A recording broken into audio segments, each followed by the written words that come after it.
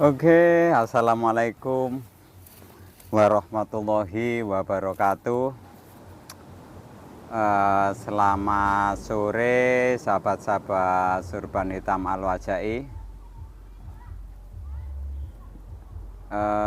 Saat ini saya berada di pantai selatan pesisir Tulungagung ya. Tulungagung. Dan saya tadi itu coba mereview gua pasir putih. Ada yang cerita katanya juga di situ gua persemedian. Jadi saya jauh dari Ngantru tadi ya, Ngantru Tulungagung juga bagian utara. Saya coba menelusuri kebenaran dari cerita-cerita yang selama ini saya dengar. Itu fakta atau mitos. Yang konon katanya itu adalah pintu dari sebuah kerajaan. Ya, ada yang mengatakan di situ juga katanya salah satu dari persemedian di era Buddha. Ada juga yang mengatakan itu adalah mulut gua yang konon katanya adalah gerbang dari kerajaan pantai selatan di pesisir Tulungagung. Tetapi kalau menurut saya pribadi di situ adalah suatu bentuk ukiran alam yang memang itu tergerus oleh air dan di situ berporos kepada batu dan pasir sehingga perubahan gelombang air laut itu menjadikan bentuk sebuah gua. Tetapi ya tidak menuntut kemungkinan juga ya. Banyak juga sih kalau saya lihat tadi itu beberapa tempat yang banyak dupa, termasuk bunga dan juga sisa-sisa buah. Kembali ke keyakinan masing-masing ya. Kembali ke keyakinan masing-masing. Kalau menurut saya pribadi itu hanyalah sebuah gua biasa. Meskipun konon ceritanya sedemikian rupa. Alhasil tadi saya penasaran dan sudah saya jawab rasa penasaran itu tadi. Mulut gua dari Klatak tadi itu kisaran Kisaran 6 sampai 7 meter atau 6 sampai 10 meter ya. Tingginya sekitar 3 meter dan itu alasnya pasir dan batu. Tapi kalau tadi saya sempat cerita sama orang-orang di sekitar itu ya, atau orang tempatan, itu sebenarnya tinggi.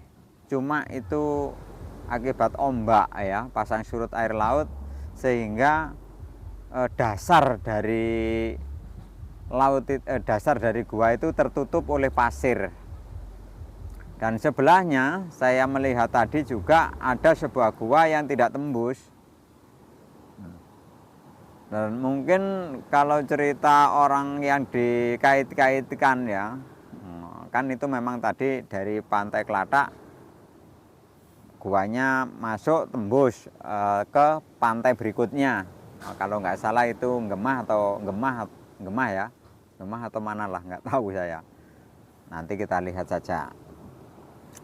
Jadi kalau orang dikait-kaitan itu memang tembus, tetapi tidak seperti yang orang ceritakan. Katanya tembus ke kerajaan pantai selatan. Yang konon digaib-gaibkan disitulah ya. Ternyata itu hanya tembus dari mulut gua satu ini ke mulut gua berikutnya. Artinya di situ tembus dari pantai satu ke pantai berikutnya. Kan pantainya tadi itu kan ada tebing, dan tebing itu kan masuk. Jadi itu sudah beda pantai. Ya kembali lagi lah kepada kepercayaannya masing-masing. Kalau menurut saya pribadi, dari hasil saya melihat tadi, dari hasil penelusuran saya tadi, ya seperti itu. Jadi saya tidak apa ya, tidak mengiyakan cerita orang, tidak mentidakkan cerita orang, tetapi apa yang saya lihat itu yang saya ceritakan. Keren tapi indah tempatnya, bagus ya, ombaknya besar, tepinya bersih, pasirnya banyak gitu. Jadi di situ ada suasana romantisnya. Oke, mungkin untuk kaula muda.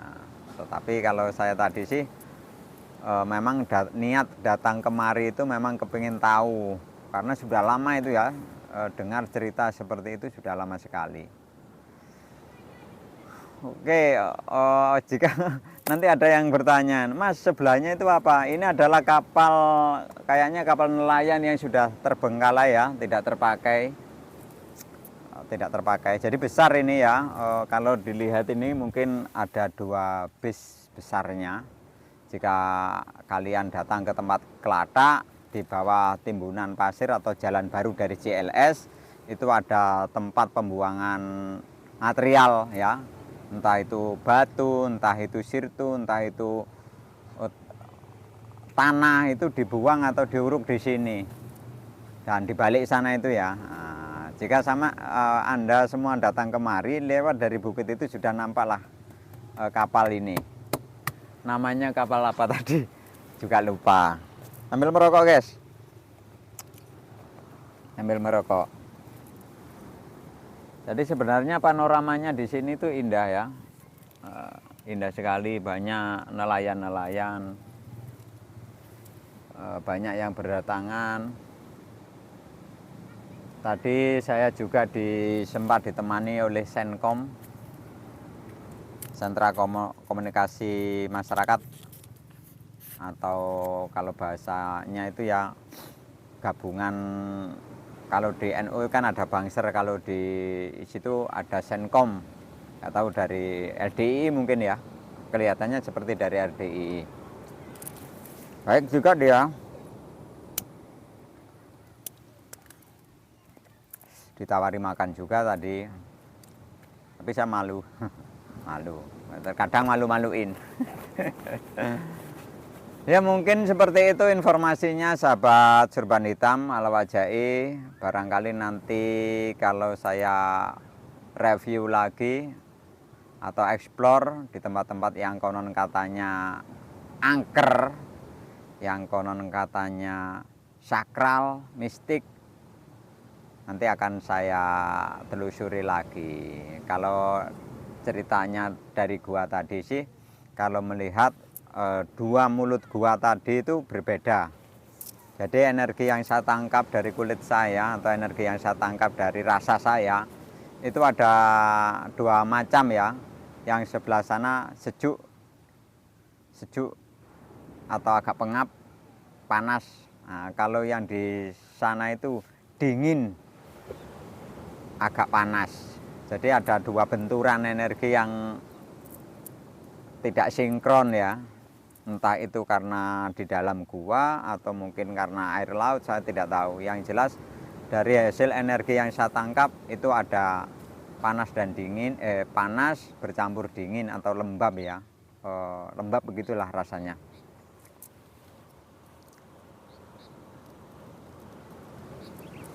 Jika ada yang penasaran tentang gua itu, tempatnya di Tulungagung, pantainya Kelatak. Kalau untuk hari ini sih mungkin bisa surut ya, tapi kalau pas hujan itu atau air pasang itu tenggelam di bawah air laut itu mulut gua itu. Oke, informasinya seperti itu saja guys. Semoga bisa menjawab rasa penasaran kalian semua. Karena mengingat saya juga masih baru ya di YouTube, di konten kreator ini. Saya masih acak-acakan bahasa saya dan masih belepotan. Dan apabila kata-kata saya ada yang tersinggung, saya tidak meniatkan untuk menyinggung. Jadi itu memang dari bahasa saya memang seperti itu, dan tidak ada unsur merendahkan, tidak ada unsur menjelekkan. Jadi anggap saja cerita saya adalah cerita fiktif ya. Oke sahabat-sahabat Serban Hitam, sekian dulu. Saya ucapkan terima kasih yang sudah menyimak, terima kasih yang sudah hadir, terima kasih juga yang sudah subscribe, yang sudah like atau mungkin yang sudah komen.